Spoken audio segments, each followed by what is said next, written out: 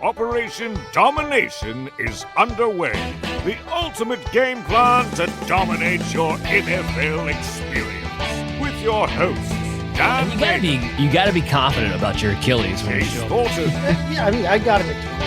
Chris Dowhouse. Hearing about Mr. Pointless fantasy And Adam LaRue. Don't hope to win. Be great and dominate. All right. Welcome back into another edition of Operation Domination on your favorite podcast apps. Make sure you download us everywhere and check out our YouTube channel on the Fantasy Football Advice Network at FF Advice Net. We are out of May. We are into June. As we transition closer to the actual season, it's time for a little best ball talk. As always, I'm your host, Dan Mader, joined here with Chris D, Chase Thornton, and of course, Adam LaRue. Just recently moved away, Adam. You're far on the screen. You're far away physically. It's okay, though. This is why we do things remotely here on the show. We got a great one in store for you guys today. Chris is going to lead us off and be our man of the day. Yeah, Dan. So we're at the time of the frame season where we've kind of wrapped up. We talked about Dynasty a couple of weeks ago. We had our draft. We're looking forward. We better not be drafting and redraft right now. We tell you guys constantly, make sure that you're doing your redraft leagues. Wait as long as possible to have those. But you still kind of want to be fantasy relevant. We can't do best ball yet, but what we can do is our man Chase brings the man to the table. And Chase, what can we do when it comes to best ball? I should actually say, first of all, what attracted you to best ball, Chase? What got you to be one of our best ball guys that, is able to help us week in, week out and set some of these awesome lineups preseason? Well, for best ball, I originally signed up for it, honestly, just to gain experience when I started writing and podcasting about fantasy football years ago. But I found I really, really enjoy it because it kind of helps me get my drafting and my competition fix in the off season a little bit. You get the short window, a little longer window in my leagues because of how the sites run, but you get that short window of rookie drafts that kind of whets your appetite, and then you get into best ball, you can really nail it. But then I think what draws a lot of other people to it too is that it is just that. It's just draft only. There's no management. If you want to, you can periodically check in on your team, but you don't have to. But being draft only, it means you have to prepare and you have to study and you have to be on top of your game for the draft to be successful. You have to nail your draft. So it's good pressure practice for you against other people, against real people. Most of the sites you're playing for money against real people. So you're drafting against real people. And it allows you, it's not a one for one analog with redraft in terms of their ADP and rounds guys will be going in. But it should give you, if you do enough drafts in best ball, it should allow you to gauge where guys' relative values are vis-a-vis the public there and how other drafters are seeing these guys in terms of their value. So you might have an idea of, somebody you could keep an eye on early that you might need to go earlier on. Guys, you can wait a little while on. So I think best ball is really useful for all of those. Plus, it's just fun as heck. Plus, you can win some money. Well, yeah, Chase, I mean, to that point real quick, and I wanted you to kind of, talk a little bit about, but when it comes to best ball, I think right now we talked about, starting the show, that we're kind of in a dead season. So you want to take advantage of the knowledge that you do have. You want to take advantage of making some money possibly and using some of these advantages.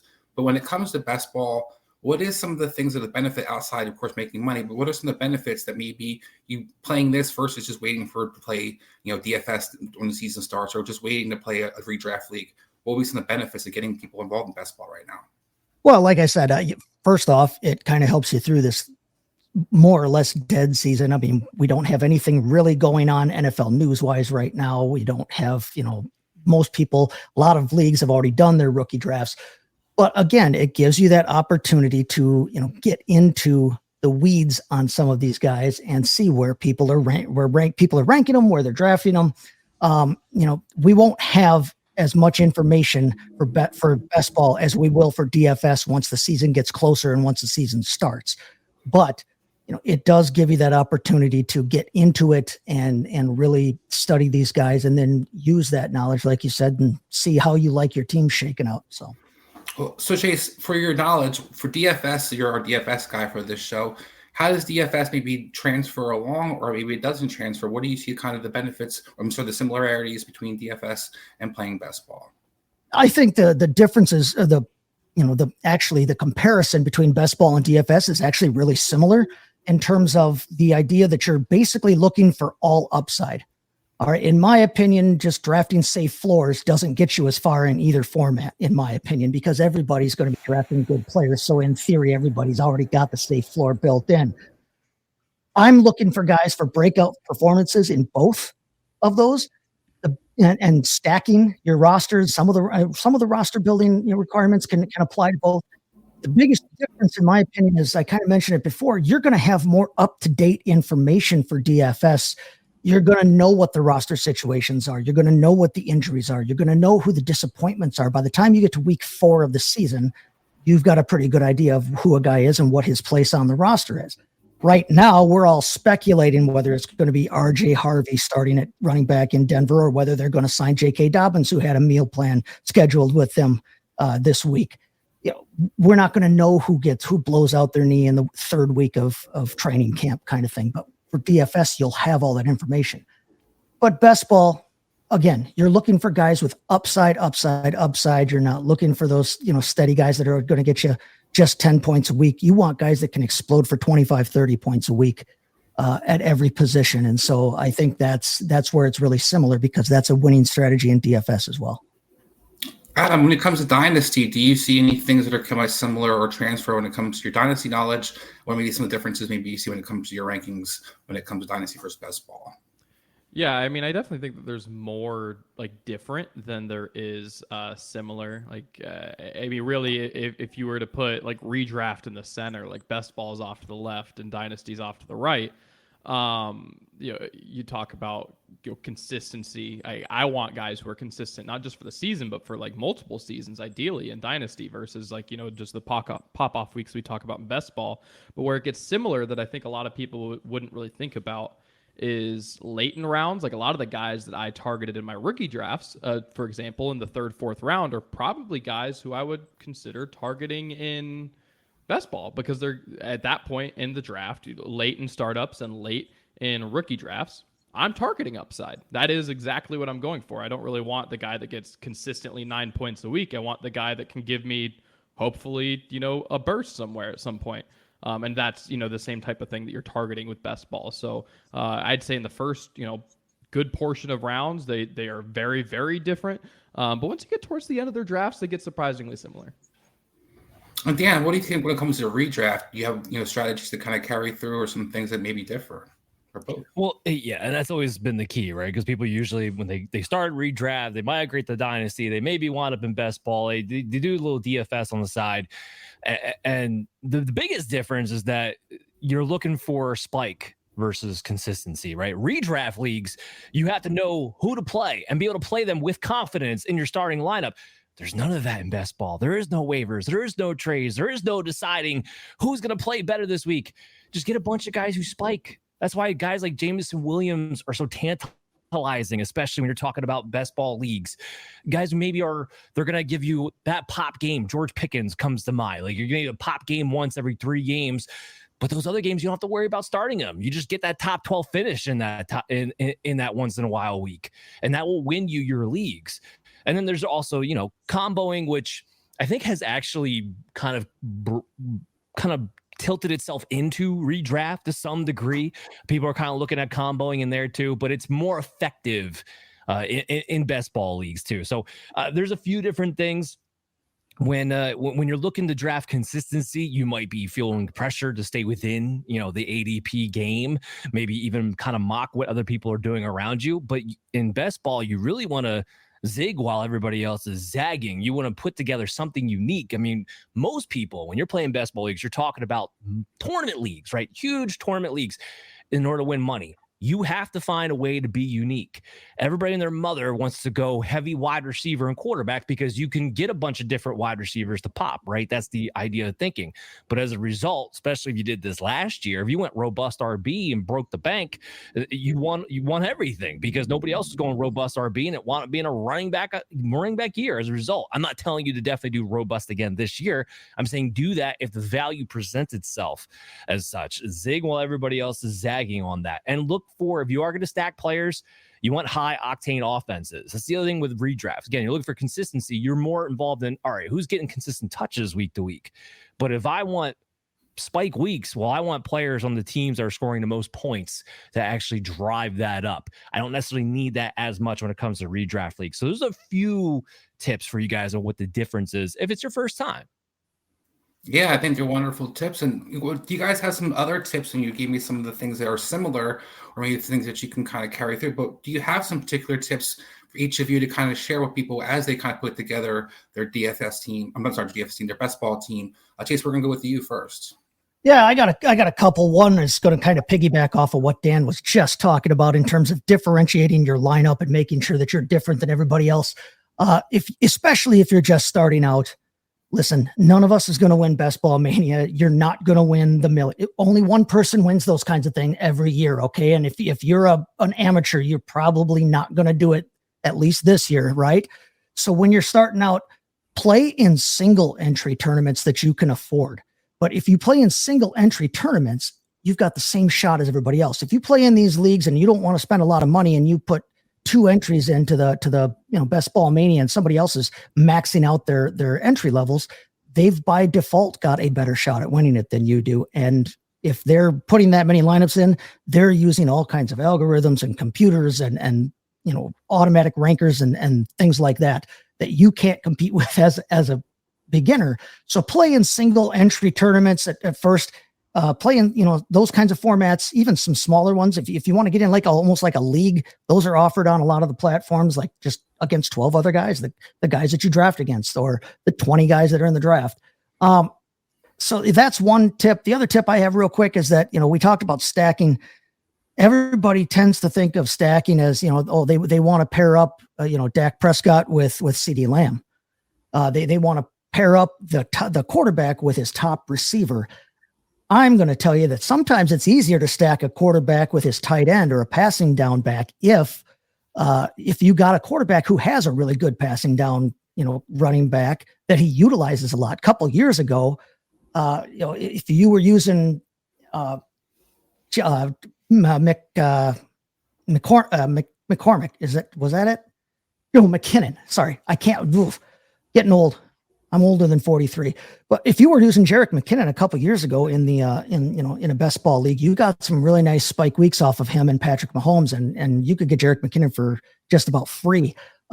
If you get a guy that has a tight end as his main target, it might be much easier to pair, your quarterback with that tight end than the receiver. So don't get locked into thinking that you have to stack with the wide receiver. Do it if you can.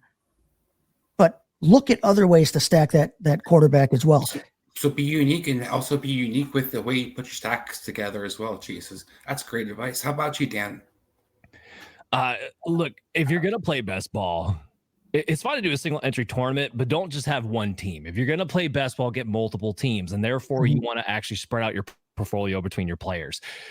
In one league, maybe you take the guys you think are the best players available to you. That's perfectly fine. In another league, maybe you want to take a bunch of shots. Maybe you have a mixture of the two, but spread out your ownership ratio. I mean, a lot of these sites that you play on, I'm not going to mention one by name, but they do let you know exactly how many shares of each player that you do have. And the reason I'm not going to mention my names, because you guys need to be going to drafters.com. Okay. In the description, you're going to have a link there. You're going to go to our league here at Operation Domination. You'll be able to take on us. If you use the promo code FSAN, you'll get a 100% match up to $100. As long as you put in a minimum of a $20 deposit, you can go ahead and take us on in that drafters.com league. So look for the link in the description below, whether it's on your podcast or on your YouTube channel. That's the best ball site you should be using. God. All right. Well, speaking of Adam, do you have any tips that you want to share for people to how they're going to go dominate out there this week in best ball? Adam, you're muted. Don't be the herd. Rookie behavior. Yeah. First of all, don't mute yourself. It's preseason behavior. It's okay. It's only June. We're getting put in the form here. All right. Never mind that we haven't taken a break all year, but we'll put that aside. Dead period, dead air. It's all the same. Look, I guess I would just kind of piggyback off of what Dan said a little bit and say that, look, if things just don't go great your first year, like that's fine. Don't be discouraged and just keep going after it the next year. I mean, there's any gambling or anything similar to that. There's some points of diminishing returns, or maybe you don't keep going after it. But look, it like anything else, there's a learning curve. It is a different strategy. I know for me, it was tough. Like my first 2-3 years doing best ball were not the best. Thankfully, I was doing well in other fantasy formats, so it didn't matter that much. But it's a learning curve. There's a much different strategy, and it is very different.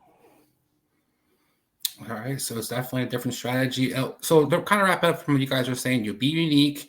Want to make sure that we kind of have looking for our different ways we can put our combos together.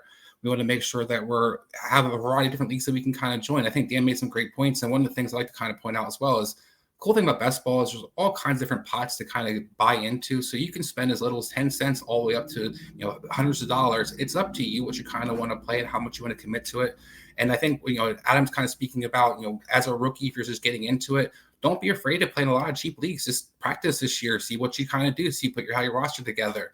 I think one of the key things we're going to talk about as we're getting to the players now, some of the guys that we want to target is how do you kind of put this roster together, guys? Is it something that we want to make sure we have lots of depth? I know we talk about having boom players, no matter what kind of our strategies or backgrounds are in. We'll not find those guys who are going to boom week to week. But what are some other things you need depth? You have certain positions you're kind of targeting. So we're going to kind of dive into the players and give me some advice about how we're building our rosters. We're going to kick it off. For one, you want to make sure that you're looking at the positions that you're drafting, and you don't want to have it's important in best ball not to have like all of your bye weeks in the at a position at the same stack, because you can't fix that later on. If you have all of your running backs with a bye in week 5, you are punting week 5, and that is not going to win you the championship. It's just, that's how it is. So you have to make sure that at the very least, in a perfect world, and it's not going to be a perfect world, but if everybody stays healthy, you'll be able to have the minimum number at each position every week. If you have a super flex league and you only draft 3 quarterbacks, but you don't have 2 of them with the same bye week, you have 2 of them with the same bye week, there's a week you're only going to have at most 1 quarterback, and that's going to put you at a disadvantage. So you want to pay attention more so than in redraft, where you have a month to figure it out. You can walk out of the draft and redraft with 3 of your top receivers with the same bye week. You've got a month to figure that out. But in best ball, there's no figuring it out later, and that means you've punted a week, and that puts you at a disadvantage. So keep an eye on that for one. For two, to kind of go along with what Dan said in terms of building your roster, keep an eye on what the rest of the league is doing. If everybody's going early on wide receiver, zig when they zag kind of thing, but then that means that you probably have to take more shots at the position that you have chosen to wait on. If you take 3 running backs in your first 4 picks, you're probably getting 3 really damn good running backs. You can probably afford to wait a little bit on picking up any more of those. You may only want to carry 4 or 5, but you're going to want a lot of shots at wide receiver because now all the top guys are gone. You have to find the spike guys at that point. So understand what's happening in drafts in your league, but then also understand how that has to affect how you construct your roster and how you build your lineup going forward in the draft. All right. So speaking of putting that roster together, Dan, what's maybe an early round player that you're going to kind of target? Let's start with a pass catcher that maybe you have there that you're trying to build your team around. What's the guy that your position that you're targeting early on? Yeah, so kind of what Chase said, like you're paying attention to positions, but you're paying attention in a way that you can get an edge at a unique spot, right? And one of those single entry spots that you're probably playing in is at tight end. Right now, Brock Bowers, number one tight end on the board, should be no surprise whether it's redraft or best ball, it doesn't really matter. And right now, he's a top 15 pick according to ADP for best ball spots. This is where you can get the advantage. Here's the issue. That when you take a tight end this high, you have to make sure you bank on it, right? Because otherwise the guy who waits on tight end, takes 3 of them in the back end, he might be able to replicate what you do if your guy winds up finishing as, let's say, a tight end 6 or less. So it's not going to do any good. Do we want to take a sure shot? Well, Brock Bowers is a pretty sure shot, guys. He had the second most top 6 finishes last year, only behind George Kittle, had the most top 12 finishes with 11 last year. And that was with the carousel of Gardner Minshew and Aiden O'Connell. Like, I've had my issues with Geno Smith over the years, don't get me wrong, but he's a hell of a lot better than Aiden O'Connell and Gardner Minshew 100%. Brock Bowers is going to be a feature part of this passing attack offense with Chip Kelly, who specializes in, hey, let's keep the ball in the middle and over 12 yards. Let's keep it there. That's Brock Bowers territory. Everything's looking up for a guy that we all expect to be the next Travis Kelce, the next Rob Gronkowski. Like, that's actually on the table. For once, it's not a hyperbole when we're talking about a player. That's what Brock Bowers is. And he's going to give you that edge that you need at a single entry position week in and week out, and allow you to maybe wait to take maybe one more tight end. And therefore, it offers you roster flexibility on Brock Bowers, because I don't need to take 3 if I have Bowers. I'm going to take one more to kind of back him up and open up a spot for another position. So if I'm looking early, I'm looking unique, I'm looking Bowers' way. All right. Adam, how about yourself? What kind of pass catcher are you targeting, and who is that pass catcher? In the second round, I really, really like Drake London this season. And he's someone who I think can be a featured threat in the red zone specifically, which kind of leads into, I think he's going to be consistent. I think he's going to get volume. But Penix has been known to target some big receivers in the red zone. So he's certainly someone who, despite some consistency, also has the opportunity for some pretty massive games, which are, again, always huge in best ball and huge in tournaments. So I think he gives you a little bit of both worlds, and that the floor is pretty solid, but you've got some high upside weeks kind of baked in. In the second round, I'd be really happy to leave with him, especially like over some of the guys maybe directly in front of him. All right, so Dan's going Bowers. Adam's got London. Chase, who are you looking for in those early rounds as a pass catcher? I'm going to stick with tight end position here that Dan talked about. And I'm going to go with the guy that's going right after Brock Bowers at the position, Trey McBride. Right now, Trey McBride's coming off the board on average. It's player number 23, which is tight end 2, right behind Bowers. Listen, he had basically the same number of looks per game as Bowers last season. Bowers had 6 more targets than he did last season, but Bowers played all 17 games. McBride only played 16 games. We all know what he did last season in terms of, points. He had almost virtually the same amount of points per game as Bowers. Bowers scored 12.2 half PPR a game, and McBride scored 12.1. After them, there is a drop-off. There is a drop-off between Kittle, McBride, and Bowers and the next tier of tight ends. So you can get yourself a good, nice advantage over the rest of the position by taking McBride early. And listen, he did it all last year with no touchdowns, barely. He didn't score his 2 receiving touchdowns until the last 2 weeks of the season, when it was basically everybody was done. His touchdown regression, if there's any I believe it's going to be positive regression there. I think he is still the top target on this team. Kyler Murray's a scrambler. Kyler Murray likes the tight end position. And when you're got a quarterback that scrambles and likes his tight end, that's a good recipe, I think, for getting a lot of targets. Maintaining that high target level and those high reception levels. And I got to think he scores more touchdowns this week or this year. So I really like Trey McBride there, because I think you're getting yourself an advantage at that position that you can't necessarily find everywhere else.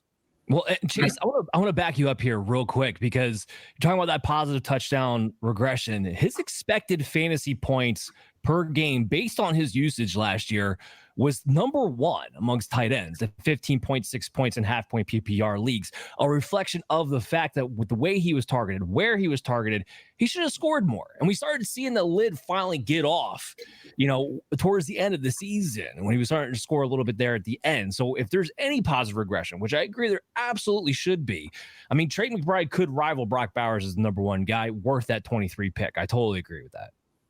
So we got 2 tight ends and a receiver as pass catches were targeted early. How about in the backfield? Is there a quarterback or running back that you're kind of prioritizing? Which position, I should say, are you prioritizing first? And then one of those positions, what guy do you kind of look for at that quarterback or running back position? We're going to go back to you, Adam. All right, let me pull up the ADP here. In the backfield, I mean, I for my money, like, let's not overcomplicate things. I'm going to go back to the Derrick Henry well. I think the value is still really, really good there. I mean, he's ADP-wise falling outside of the first round. And candidly, he's someone who I just don't think the age is going to matter quite as much for him and his play style as it does for other players. I mean, let's just look at reality. This isn't a quick burst athlete in the same way that others are. I mean, we see in Brian Scott would be a way better person to have this conversation, but we see in pretty much all endurance sports, the peak athleticism is closer to the early 30s than it is the mid 20s. And he is the rare specimen that is functionally an endurance athlete, because you're looking for him to beat you in carries 10 to 20, not 1 to 10. And you're looking for him to beat you in the second half of the season, especially. So for Derrick Henry, age isn't a concern to me. I think he's going to keep being the battering ram that he has been. I think you're going to get those 2-3 touchdown games that are, again, massive in best ball. So I think he is well worth the cost, despite, maybe the concerns you have due to the age. I like it. Dan, how about you? Well, I mean, first of all, I'll say this. It depends on your league, right? Are you in a super flex league? If you're super flex league, then you need to be targeting quarterback pretty early, right? If you're not, then we could talk about quarterback versus running back. And then, of course, I favor the running back position if we're talking about single quarterbacks. But let's just say we're talking about super flex, because that has started to take its wave there in best ball. Hold on. I just lost my train. I just had it in front of me. Give me 1 second. So in my top 3, I got the guys you would think of, right? Josh Allen, Lamar Jackson, Jalen Hurts, right? Tush push didn't go anywhere. Jalen Hurts is still there. And then we're talking about the throwers, Joe Burrow, Patrick Mahomes, Jaden Daniels gets thrown into the mix because of his rushing. I got Justin Herbert there at number 5. This is a guy you don't have to take in the first round necessarily. For super flex leagues, you can take him maybe in that second round. They added Trey Harris. You already have Lad McConkey.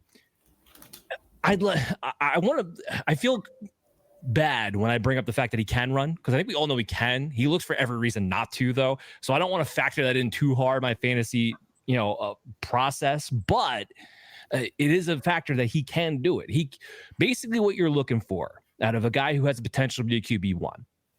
Can you average 2 to 3 carries per game as a quarterback? If you're an elite thrower and you can get 30 plus touchdowns and 4,000 yards, can you average 2 to 3 carries per game? Herbert could easily do that. He fits every base parameter you're looking for out of potential QB1 candidate. Second half of the season last year, guys, the dude was on fire. He was in the top 3 of quarterbacks the second half of the season from week 10 on, because they finally release the offense into Justin Herbert leading the way instead of just the balanced attack that they were getting at. Now, part of that was the backfield. They are going to be better in the backfield. They are going to be more talented, but they're also going to be more talented at wide receiver. They should have one of the best offensive lines. Remember, I was talking about those high-octane offenses that you want to stack? It ain't going to be that hard to stack Justin Herbert and a Trey Harris type, or even Justin Herbert, Lad McConkey's not going to be that difficult either. So Herbert's somebody I'm going to target pretty early for quarterbacks. Yeah, that's a good one. I like to point out that, that he's not the kind of prototypical athlete we think of as a rusher. Dan, we made some good points. You see Brock Purdy kind of make some yards here or there using his legs. You don't necessarily have to be a great athlete. You just need to be kind of productive here or there and get you some touchdown rushing here or there. And just Herbert did that last year. How about you, Chase? Well, sticking with the quarterback round, I like to go running back in the first, but I like to get my tight end and my quarterback out of the way early, because like I said, if you can get one of those top guys, there's a definite tier drop off to tier 2, and you have given yourself an advantage at 2 different positions as opposed to an advantage of one player over everybody else's one player. So what I like to do is at that 2-3 turn, again, take Lamar Jackson. He's going 25th off the board on average right now. He's the quarterback 2 behind Josh Allen. He outscored Josh Allen by 3 points a game last year. All right. He is about as sure a thing as there is in fantasy. Every week, he had 4 games of over 30 points last season, but he didn't have a single game below 14.9 was his worst week. And most of his other weeks were in the mid 20s. This dude is just about a sure thing. Plus, he's got the potential for the spike weeks. He's the running quarterback that you want. You know that he's passing. He's also got DeAndre Hopkins this year, which I think will help a little bit in terms of, being able to put a little bit more fear into defenses than his wide receiver 2s have done over the last few seasons. And I think he's an easy stack. I think if you can go McBride, Lamar at that 2-3 turn back to back, you have given yourself off the bat about a 5 or 6 point advantage between those two positions. Now you need to really concentrate and focus on your wide receivers going forward. But you take Lamar and McBride, now you've got easy stacks to set up later. It's an easy stack to set up Lamar and Zay Flowers, Lamar and either of the tight ends likely included, and I like likely.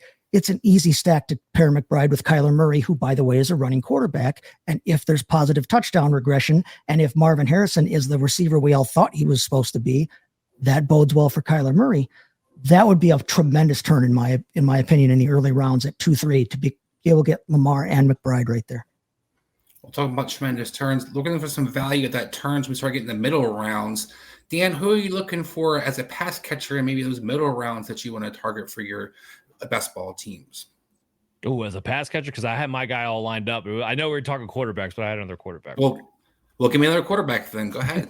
So in the mid rounds, Brock Purdy. Okay. And this isn't a homer thing before you all jump down my throat. All right. But Brock Purdy is a guy who finishes QB 12 last year. Now let's remember last year, 49ers had the hardest schedule in the NFL. He had no Christian McCaffrey except for like 3 games. He had no Brandon Aiyuk for all but, he hit 7 games of him, and it wasn't even Brandon Aiyuk because he held out and wasn't even the same guy. He had a fat Deebo Samuel. Pretty much all this guy had was George Kittle, a shot up Ricky Pearsall, and that's it. And he still went out there and put up QB 12 numbers on a per week basis. And he only had 21 touchdowns as a result of all that. Well, this year you have a Ricky Pearsall surge at the end of the season. You have Juwan Jennings, who had a breakout year last year. We still have George Kittle back in business with an extension. You have Christian McCaffrey back. That's the big key. And the easiest schedule in the NFL.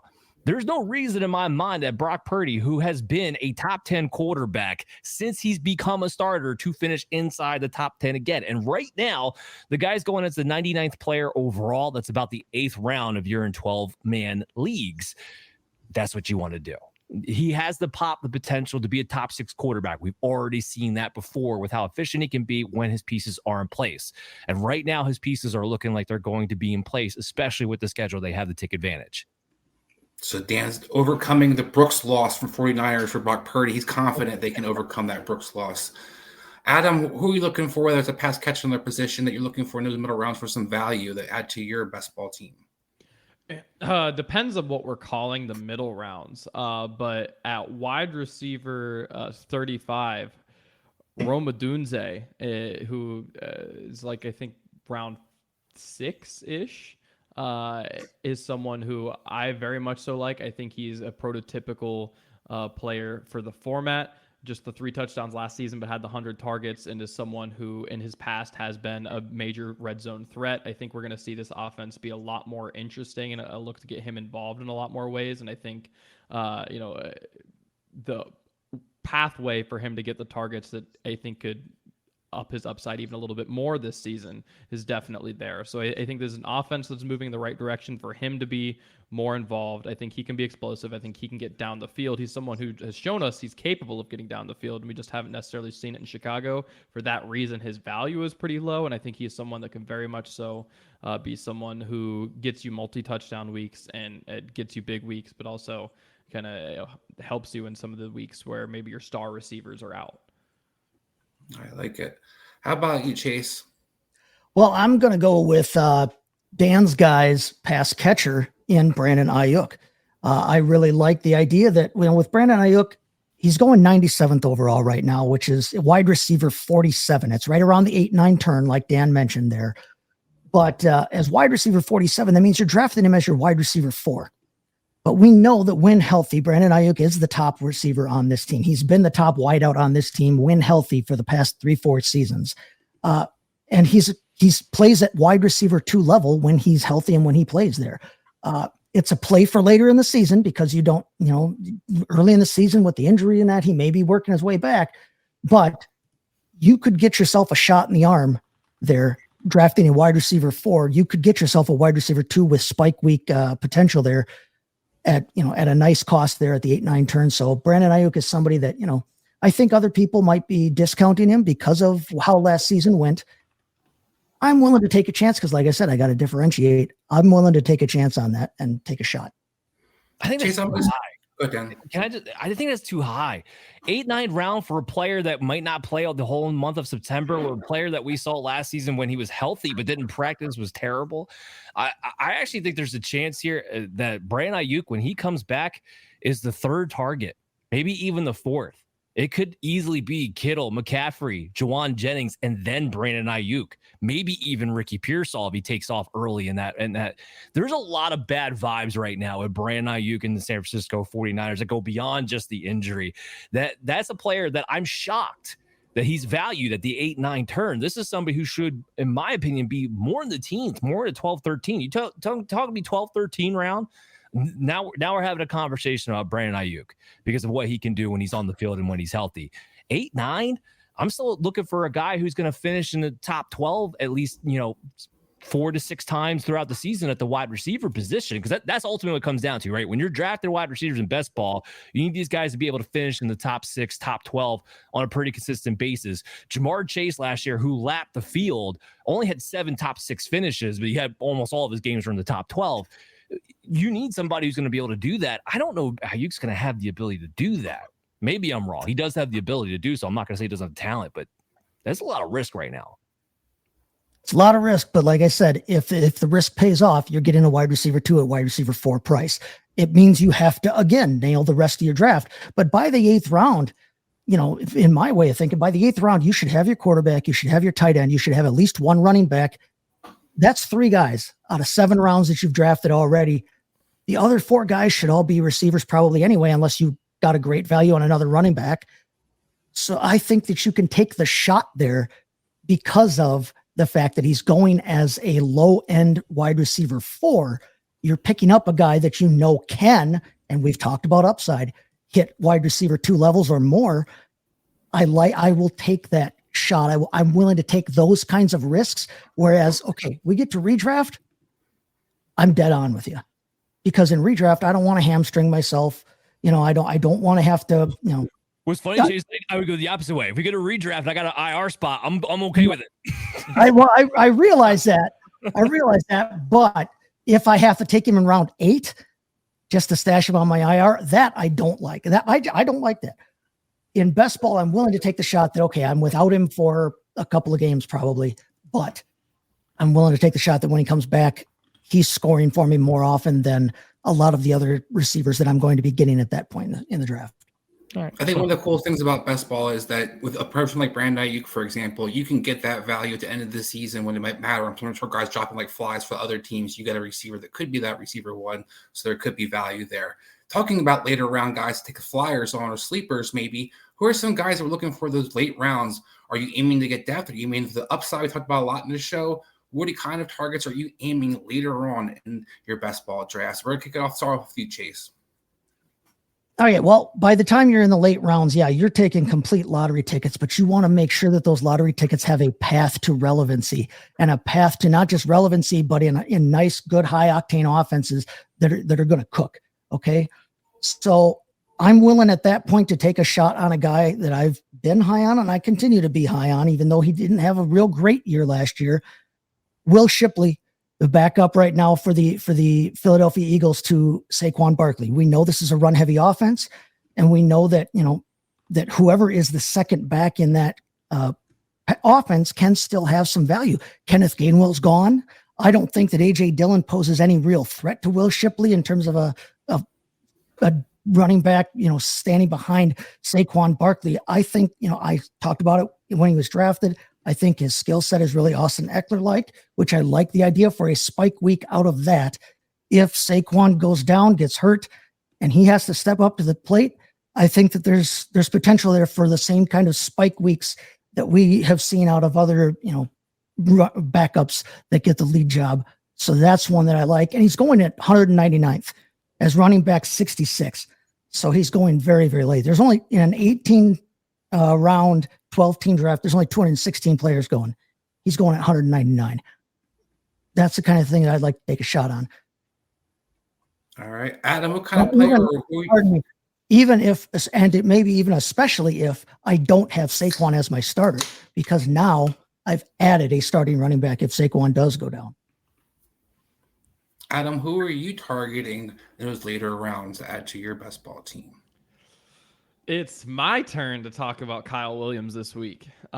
He's someone who I definitely think fits the mold as a guy that I'd like to target late in best ball drafts, as someone who it could absolutely take a good chunk out of the receiver workload in New England. Look, I mean, we've already seen things aren't looking great with Stephon Diggs. Yeah, exactly. I was figuring out how I was going to word that one. But look, we'll see what happens with Stephon Diggs, also coming off the injury, also aging. Wasn't quite his dominant self the last little bit that we've seen him, including the last half of his last season in Buffalo. And I like Pop Douglas, but the rest of these guys are guys in New England. So Kyle Williams certainly enters a situation where he can make a name for himself.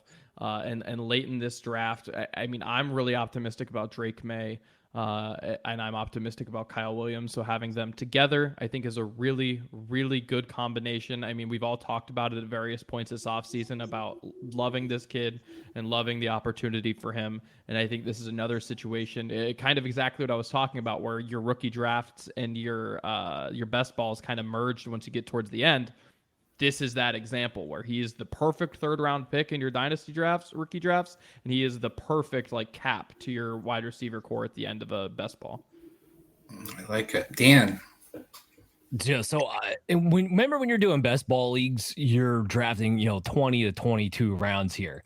And what I'm completely shocked by, especially given the history here, especially given all the hype of this team, going into the offseason, Roschon Johnson's getting drafted in the 17th round at the moment. How is that even possible? The guy is right now a bare minimum, a premium handcuff to DeAndre Swift, who has an injury history we know is light, right? And also, when you added the history with Ben Johnson, remember, Swift got run out of town Ben Johnson's first year as the play caller for the Lions. He was still effective, by the way, during that stretch, but he was run out of town the following season. What Ben Johnson likes to do, he likes to have his thunder and lightning, right? He's proven that with David Montgomery. Before David Montgomery was Jamal Williams. He wants that thunder. He wants that guy he's going to lean on in that particular role inside the 5-yard line on early down, short yardage, and grind them and use, the Swift type, the Jahmyr Gibbs type as his lightning bag to play off of that. And he's going to give the backfield plenty of touches. I think people don't realize that he doesn't run a ton of 3 receiver sets. Ben Johnson actually favors having, 12 personnel or fullback in the backfield. That's what he favors to do. And it sets up the running backs really well. Roschon is already an efficient scorer. He had a 10.9% touchdown rate last season. We already know he can fill that role. And he also had a team high 40.9% of carries inside the 5-yard line as well.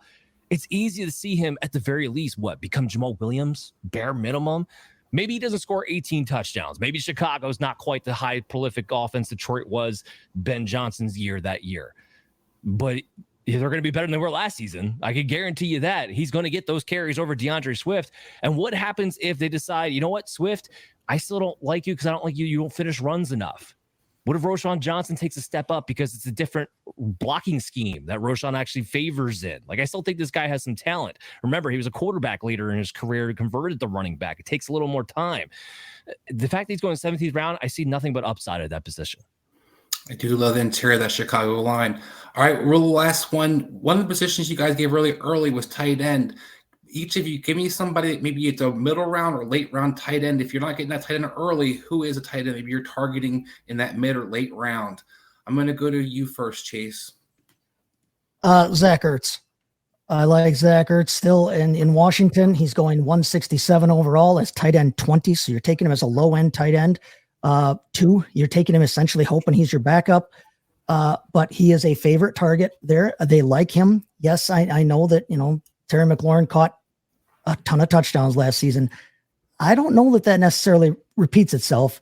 I like the idea of Ertz in this offense. They still like him there. I still don't see any real competition for the role that they use him in, for the role that Kingsbury likes to use him in. I don't see any competition there, including Ben Sinnott. I like Zach Ertz there as a late round flyer. When you can get him that late in a draft, go for it. And a chance that Taylor McLaurin might be out, to that contract. Who knows what happens with that moving forward? How about you, Adam? There's a lot of conversation about who the next guy is behind Mike Evans while Chris Godwin's hurt, whether it's Amika Ibuka or it's McMillan. But what if it's just Cade Otton again? Like, what if that continues and he's the tight end 23 in best ball? I mean, if I can get someone who is getting the targets that he was getting when he was just behind Mike Evans for the first half of the season, like that feels like good value to me when we're talking about getting him in one of the last 2 to 3 rounds. That's a good, interesting one. We saw that, Rams used tight ends. Appeal on the floor for Mike Evans. I mean, just to point this out here, Cade Otton didn't do anything when those guys were on the field. Both of them had to come off for him to get targeted the way he did. I mean, it certainly escalated quite a bit when it was both of them gone, but he was serviceable when you had just one of them, and then he was next.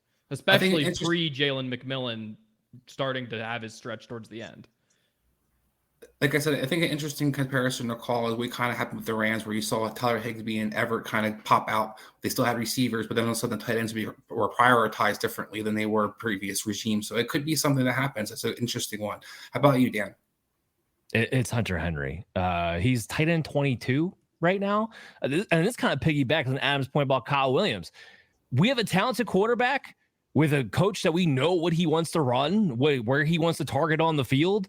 And we have 3rd round pick Kyle Williams. We don't know what's up with Stephon Diggs and Hunter Henry. And those are your really only established options there. Hunter Henry last year, I don't think people remember this, but he was 8th in yards, reception yards to the tight end position. Like, I think people think it just loses them a little bit. He had a pretty healthy 17.9% target share.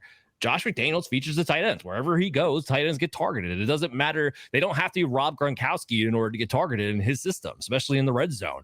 So I'm going to take the talent on quarterback. I'm going to take the scheme.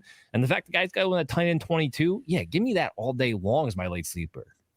It sounds like all of you might be interested in Drake May possibly on the best ball team as well. So back to you, Dan. Yeah, 100%. Back to me on what?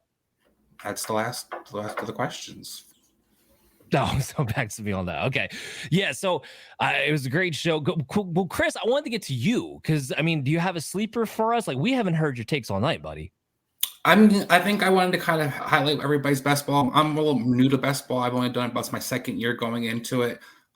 Like Adam, there's some lessons to be learned, but one of the things I do prioritize is having some depth, whether it's a position that you're going heavy on early or late, kind of looking at it accordingly. So if I have it, say that tight end you take early, like you guys said, maybe I can wait for later rounds to take about a 2nd tight end. But if I don't get one of those top guys, then I'm going to probably load up a little bit there in the middle rounds, making sure I get some good options, especially with boom opportunities.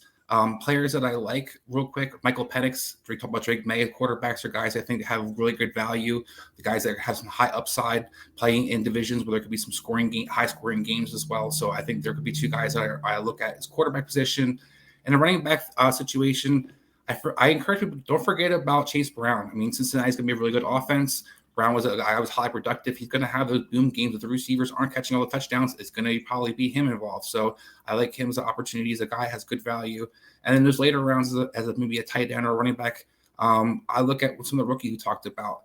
I look at later on Arroyo for Seattle. I know people are talking about Noah Fant. I don't know if he's necessarily going to make that team. This is a guy that you could probably take in the last round of your draft and best ball but a guy who they've talked up this entire offseason, the coaching staff loves him. They're actually talking about utilizing him as a receiver. They have more confident they think he actually played an outside X receiver for this offense. So there's a lot of ways he can kind of boom as the season progresses. He's a guy that I would look at for a late line flyer. If I have one of those top tight ends you guys talked about, if I have a McBride or I have a Kittle or I have a Bowers, I think he could be some guy who could fill in there as well on that key bye week as you guys talked about. So that's some of the guys I'm looking at, whether it's early or late rounds. That is funny to me. Elijah Rose, the X receiver, because somebody has to play X receiver. Someone's got to play on the perimeter. Somebody's got to go deep. Five faster than most receivers. Slot receivers everywhere. I'm still really curious to see how that whole Jackson Smith-Njigba with Cooper Kupp thing is going to work out, man. That's a lot of redundancy and a lot of resources paid. Like the fact that you paid Cooper Kupp $50 million. I don't know. It's something we're going to talk about a lot, I'm sure. I just think one of the interesting things to keep note of is with Clint Kubiak, you saw Chris Olave and you saw them have Sheed early, but you saw those running backs, the fullback to tight end positions, were able to eat for the entire season, no matter who kind it was, whether it was Foster Moreau, whether it was Jawan Johnson, Taysom Hill, they were able to kind of feature that position. So just kind of keep that in mind. Yeah, no, it's fair. And it's going to be, did you guys see the comment, just real quick on this before we wrap up? Did you guys see the comment, Mike McDaniel, because everybody's coming after Sam Darnold because of a bad throw? Rowe's not going to start yet. Well, it goes without saying. I shouldn't have to say this or whatever, but yeah, he's their starter. Yeah, like everybody's just like, you know what, Sam Darnold, we will never let you live down the last 3 games of the season last year. Never. Jalen Milroe season, yeah. That you got to love that about OTAs. Actually, you know what? That brings up a good point. This time of year, guys, you can have beat writers that cover the same team that will give you completely opposite takes, like completely opposite. 49ers are a great example of that. Matt Barrows was talking about how Brock Purdy's been on his game, looks great, super accurate, super vocal leader. And then you have guys like Grant Connor saying he's super inaccurate. Mac Jones is clearly the better quarterback, clearly a better arm. He's throwing inaccurate balls all over the place. My point is this: unless you get everyone unanimously saying the same exact thing, take everything anybody says with a grain of salt. That is a key point when we're talking best ball, because that is what's being drafted right now. And you're looking for that edge. I get it. Make sure you're verifying. All right, is everyone saying the same thing? If they're not, just throw it away. Just throw it away and go back to your process. 100%. Chris, the wrap is up. What do we got coming up next week? Yeah, we're going to start talking about some of the other things we can do during this kind of dead time, quote unquote, and that's making some prop bets moving forward for season long and player props. We're going to look at going into some of the things that can make you some money moving forward, and some of those bets, whether it's MVPs, so all the way looking at some of the division winners. Excellent. Make sure you guys check us out on Operation Domination Football on your favorite podcast app. Check us on the YouTube channel at Fantasy Football Advice Network at FF Advice. And make sure you go to drafters.com. Use the promo code FSAN for a new way to play best ball leagues. Look for the link in the description below so you can join our league here at Operation Domination. We'll see you next time.